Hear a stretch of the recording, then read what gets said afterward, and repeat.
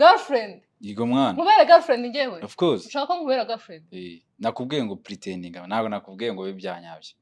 nyine gerageza uwo mwanya ubugemo neza sivyo se kuryo naza gasanga tumiranye neza atazigira ibyo bintu bitindaho cyangwa nyine azabone ko mfite umukundi ko ndashaka kumwikoraho ukanda nyine ukabona ko ari ngiye mukobwa wagakwiye kuba ndi simwana se ngenza bishobora kwirya uzabigerageza mwana uzabishobora ibi nta bintu bya danger birimo mani niyo yambona yabona ko ndi gupretendinga kuko ntago nzi ko uzabikora mu IG ikintu cyose mwana washyizeho umutima uragikora please help me man fasha mwana mama nzajya mpara nk'ukosorera ibikosa wakoze none uzajya ujya gutereta njye gukatira basi nyine binkoreye bwari mu mwana wowe nanjye ngukurikirane ya affaire ya vie rebe ko nyine wasubira mu kazi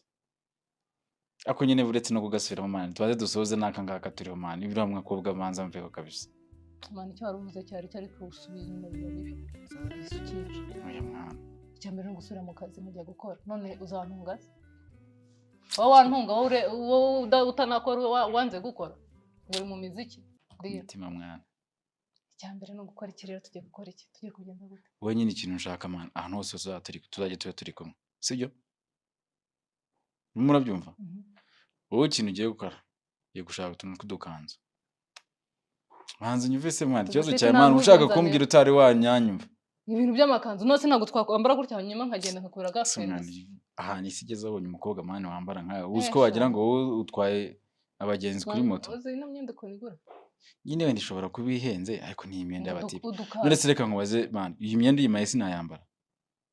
ahubwo n'aka gapira ndabona nzakavara ejo bundi nzakama mba sikora akazi gutyo mwana ushaka udukanzu cyangwa utujipo twiza tutumini tuzajya tuba turi kumwe ishakoshi nziza sibyo se mini bro hanyuma nyine tujyana naza hano wenda aje nagusuzugura mwana